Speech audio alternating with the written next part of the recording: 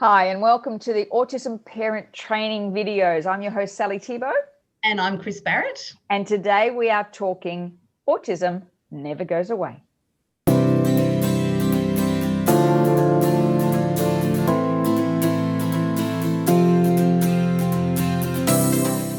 So today we, as Kris and I are both kind of now have children that have moved from school to post-school, tertiary, and then career and relationships, we thought we would do a video today on the fact that, we can get very focused on one aspect of autism, which is often the school, but it actually never goes away. There's always challenges coming up, right, Kris?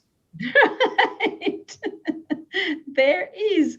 It's one of those things when they're little and you think, when they're toilet trained, everything's going to be fine. When they're at kindy, when I find the right school. And then, and look, not taking anything away, because I think finding the right school is one of the most stressful things, and getting them into the education system and all the rest of it. But then you'll find before you know it, they're going to finish primary school and you're going to have to do it all over again to go to high school. And then you think, oh, phew, got them into high school, that's okay. And then again, before you know it, it's like, oh my Lord, they're about to finish high school. What happens now? So just for a little bit of context, so we're sort of going to continue the journey for you, especially if you have younger kids. So Tim is sort of just out of high school. So last year was his first year out of high school, and with the support of the most amazing school and teachers, he not only landed himself a traineeship during his last couple of years of school, which led to a job for him, but he was also able to get into university, and he's studying contemporary music. So we left the school bubble. He was very well supported there and had a lovely group of friends there. And he was only a week into uni when COVID hit. So then everything went off online and he went home. And so he really didn't have a chance to make new friends and, get into that whole groove of what is university and all the rest of it. So we had a really difficult year last year. It was very, very difficult for him, because it was sort of like a whole year of a twilight zone, because we're trying to say this is not how it is, and, but it shouldn't be like this, but, it's not going to be like this forever or what. So we're about to sort of start that whole journey again when he goes back to uni next week, which is great. He has been working too for the last couple of months, but it really did cause a very big flare up in anxiety. So, and I was just sitting there and talking to Sally one day. I was like, it just never goes away. You think, I got them through school, I've got them to uni, and they've got a job and driving and doing this great stuff, but it doesn't mean that there's not these other things that just come out of the blue and can cause, and I think for our kids, anxiety being one of the big ones. Sometimes the autism stuff might have, looks like it's all under control, but that anxiety is there. And also, Kris, I think too, one of the other things that's hard, and you may have found this, so when they're at school, you can phone the teacher, you get an email from the teacher, but they go to uni and that all stops. You have no idea when they leave home what's going to happen next, really, right? Or if there's, if you happen to overhear things that something wasn't handed in or something wasn't passed and has to be redone, it's like, oh, I could have helped you with that. Yes. Like you can't, you can't like sit down with the school and say, okay, show me your assignment schedule. Yes. Okay, you need to be working on that on Saturday because it's due on Monday. All of that's gone, Yeah. And of course they've got their independence as well. I'll be right. She'll be right. It's okay. And then another part of it too, when a lot of our kids, are very perfectionist and, sort of like don't want to admit that they don't know how to do something, or asking for help feels like a weakness or whatever. So I've found that sort of came to a head, as you said, after school, and when our involvement, and it's just so, it's awful to be, I don't know, we have to let them go and all the rest of it, but it's actually awful it's actually quite a helpless feeling. It is, isn't it? And I know I found that with David too, because we accessed prior to him starting the disability support, which most tertiary places have a disability unit. He didn't want to have anything to do with them.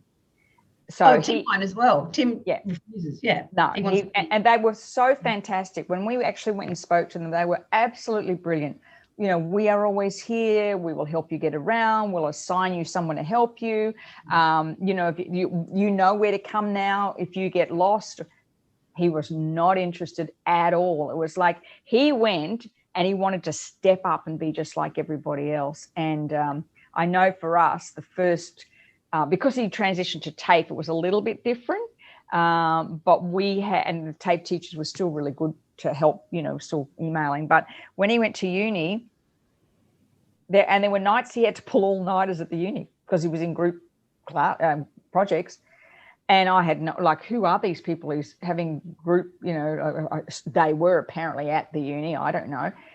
Like I didn't know who these people were. You know, it's just such a different, it's almost a grieving process all over again of, I've gone from knowing what my child and the people that interact and who his friends are and blah, blah, blah, and inviting and talking to my friends, his friends' parents to get to know them, to nothing. And you know, and that process of like, well, hang on, this is what we wanted. This is what we worked for. We wanted them to go to uni and all that. But then watching them do that with a struggle. Is difficult. That's really the good thing I found, and of course with Tim, you not to experience this yet because of COVID and being locked down. But when we went to a couple, because David did film and TV, and so when we went to a couple of events, to when they were producing their movies, what was wonderful was that everybody was different. They're all artsy, on the edge type people. So he actually fitted in beautifully. And he got asked to parties. Like he would come up and ask to a party. And I'm like, oh my goodness, because he'd be in a group, because they did a lot of group projects. So that was a good part. But as you said, the letting go and the watching the disorganization, all those years of, you know, lots of stuff in calendars and stuck on lockers and, you know, and then gone. Yeah. And then, of course, Sally, you've got, you know, one step further with then navigating work and relationships, which is like, that's coming from, you know, I always look at you, right, because I'm just coming right behind. Yeah, so that was really interesting. So even after graduation, so then what? That's right. Whoa, now what? We had to, you know, we had to find him a job. And when I mean we had to find him a job. And that was an interesting process in itself because he didn't want people to know. Yeah. He didn't want us to say, you know, this was going back, because this would be 10 years ago now, about 10 years, a little bit more, maybe 11 years. And so it was different times. Of course, the diversity policies weren't as good as they are now, but he was very, very adamant that no one knew that he wanted to step right. He didn't want it to define him, which, you know, in hindsight, I probably should have insisted that he did let them know, because his first job, he ended up landing a job, his very first job with Princess Cruise Lines, traveling through Europe, through the Mediterranean as a video editor. And he only lasted 3 months. You know, we had a lot of big incidences where he got lost, Pompeii. He left a very expensive camera on a bus. Luckily, I mean, he didn't tell me till later, because I was like, oh my God, you got what? He said he was off filming because that's what they did. And then he turned around, everyone had gone. And of course, that was a big to do. The ship was sailing, whether you were on it or not. So if he hadn't got on that ship, but he figured it out. I mean, it would have been, he must have been incredibly stressed, but I wasn't there to see it. Yeah. Which is probably a good thing. Which is probably exactly better. He wasn't on the phone to me saying, I'm lost, which would have been, I'll call the police. But he figured it out somehow, and lost in a city that spoke no English, and he figured it out. You know, all those little things. And then when he got fired, that was really, really hard. That he had to pay for his own flight home. And it was just, you know, when he got home and told us what had happened and the type of environment they were living was just so unconducive to a young person living with autism. They were in combined quarters. You know, they were only allowed to work. They ate food, because I thought, oh, they have great food, you know, but no, the staff have very different food to what's served. So he lived on chips literally for 3 months, fried chips. And when he came home, dealing with that was really interesting because he came home and he didn't talk about it a lot. But one day I was in the kitchen and we were making something, and he came out and he just stood next to me and he said, Mum, how do you handle it when people say you've got a dream job but you actually hate it? And I said, well, that's a lot for many jobs, honey. That on the outside, they look fantastic. When he said, I didn't like that. I hated it. He said, I hated every day. I was exhausted. Yeah. I had to interact with people all the time. I tried, I had to really hold together. He said, sometimes I could feel my anxiety rising. I didn't know what to do. So that was really interesting. And then a friend of ours had a real estate agency, and they employed him to do their videos. So they would go and do videos. So he really enjoyed that. And then he met this girl online. When he told us he'd met this girl online. That's just about that, right? But we did meet her. She came to Australia a couple of times. This is before they were actually together.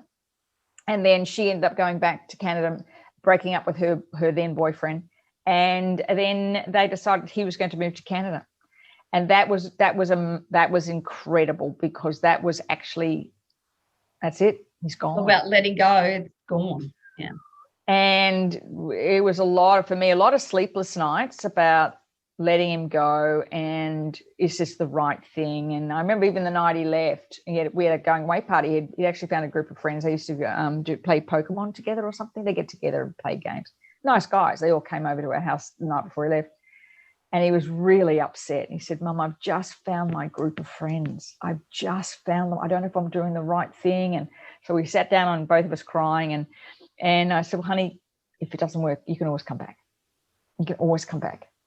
So as it ended up, he's been married now to Corinne for 4 years. They've got a beautiful relationship. He's had a fantastic job in Montreal, got himself a job. And the night before his wedding, Jerry and he went out, my husband and he went out, and he talked about, he arrived in Montreal and realised that if he was going to succeed, he had to do it on his own. And that's what he did. So but the transition to that is just, we never thought he'd end up in a relationship ever. Never thought he'd be living thousands and thousands of kilometres away.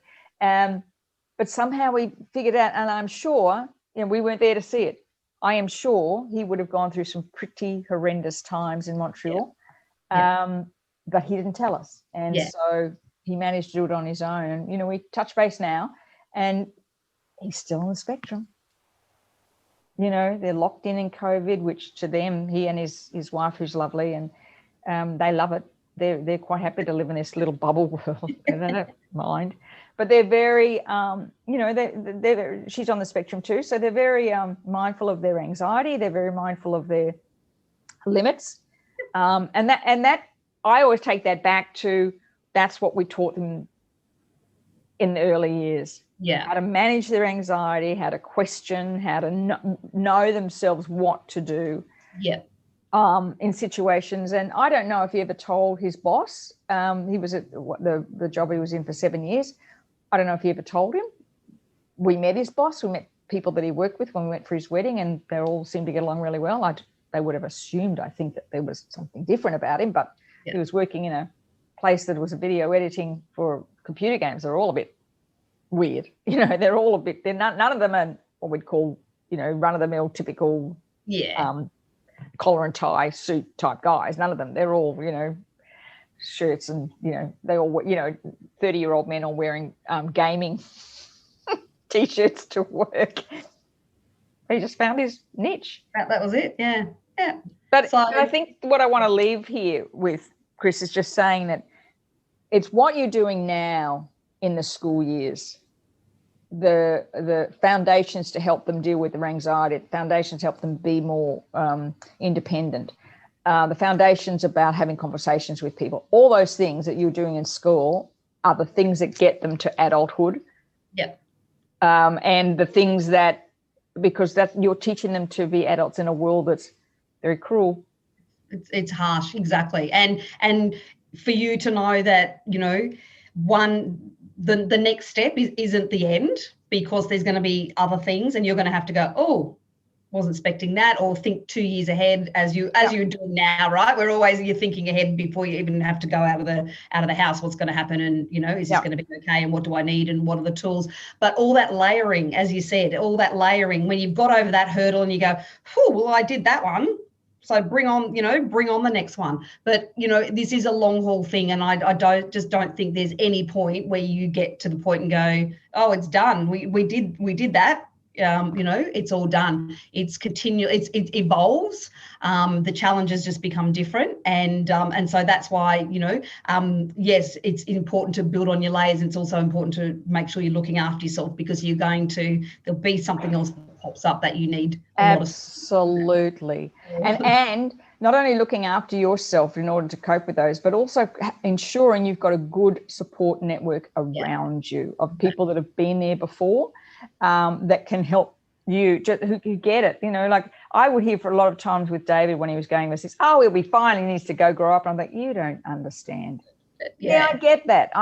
That's fine. I've got 2 other children who've gone off overseas as well. Go do that. That's right. Yeah. This is different. And sometimes you don't get that support within your small little network, because they'll go, well, he's whatever age he is.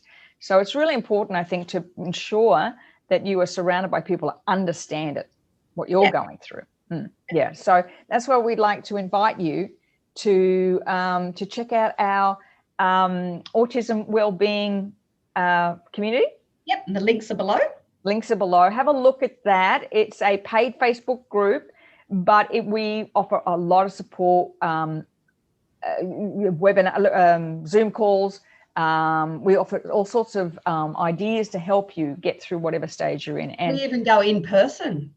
We do even come. And drink champagne. We even have the community come together and drink champagne. Although we should do that as a Zoom one night, and just everybody get together, a glass of wine, and sit and just talk. Because if anything, I know, in my experience, if I could just talk to somebody who got it, boy, that's all I needed. That's all I need sometimes. All right, so click on the link below. If you haven't yet subscribed to our channel, please do, and maybe sure you ring the bell, so whenever a new video goes up from Kris or I, or both of us, you're notified. So enjoy the rest of the day. Thanks so much. We'll talk to you soon. See you next time. Bye.